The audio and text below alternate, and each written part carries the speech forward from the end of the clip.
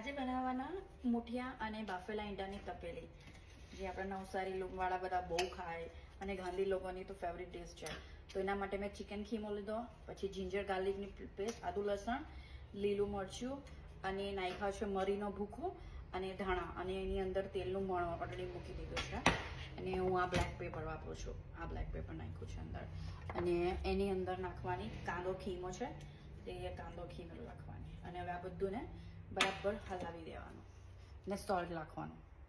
અને એમાં સોલ્ટ તમારા સ્વાદ અનુસાર અને હલ્દી પાવડર.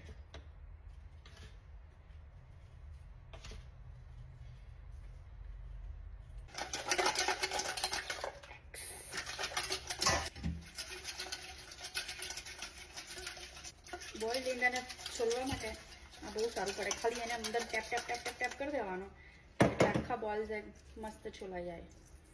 જોઈ લો, આખા બહાર તરત જ આવી જાય. નહીં તો ઘણી વાર બોઇલ્સ એગ ઓપન નહીં થાય. ઓકે, સો આ મુઠિયાનું બધું હલાવાઈ ગયું છે. મેં તપેલું મૂક્યું છે. હવે તપેલાની અંદર પહેલાં ઓઇલ નાખવાનું. ઘણા બધા મારા પાસે મારા મુઠિયા બનાવવાના છે, એટલે ઘણું બધું ઓઇલ નાખું છું. હવે એની ઓઇલની અંદર આપણે મીઠું બહુ ટુ મચ નાખવાનું, બીકોઝ આપણે ઓલરેડી અંદર નાખ્યું છે એટલે. અને એની સાથે હલ્દી અડદડ. અને એ જરાક થઈ જાય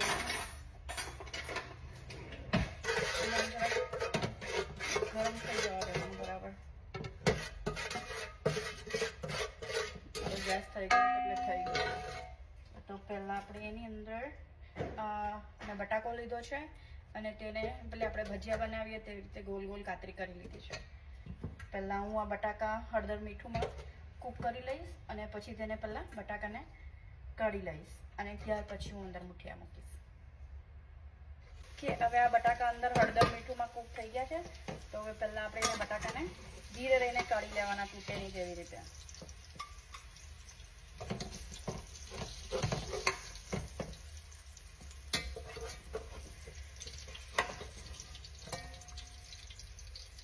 તો હવે આમાંથી બટાકા કાઢીને લખ્યા છે. હવે હળદર અને મીઠું વાળું તેલ છે, તેની અંદર આપણે થોડુંક આદુ લસણ નાખવાનું અને આપણું લાલ મરચું નાખવાનું 1 ચમચી છે, ખાલી લાઈટ કલર બદલાઈ જાય એટલે. અને આમ જરાક તેલમાં સોટી કરવાનું. તેલ ગરમ જ એટલે તરત પકડાઈ જાય એટલે બળીની જાય ધ્યાન રાખવાનું. અને પછી એની અંદર પાણી વેરવાનું.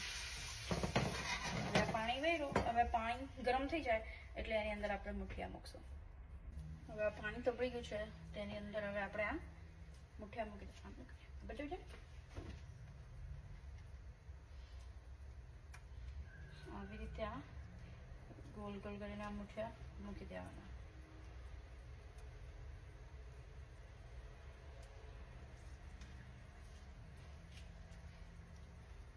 આવી રીતે વાળતા જવાનું અને મૂકતા જવાનું એટલે કૂક બી સાથે થવા જ માંડે અંદર પાણીમાં.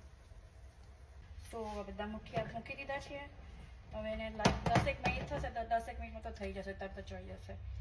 એમાં બહુ ચમચો નહીં મારવાનો, આમ જ કરીને હલાવવાના, નહીં તો પછી બધું તૂટી જાય એટલે. હવે આ મુઠિયા ચડી ગયા છે એટલે હવે એની અંદર આપણે બોઇલ એગ્સ મૂકી દેવાના.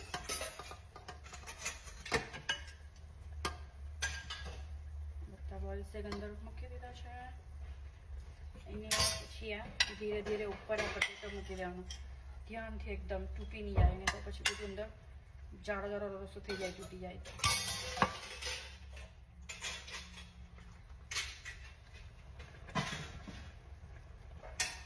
હવે આમાં હલાવવાની કોઈ જરૂર નથી. આ 5 મિનિટ આપણે થવા દઈશું એટલે થઈ જશે.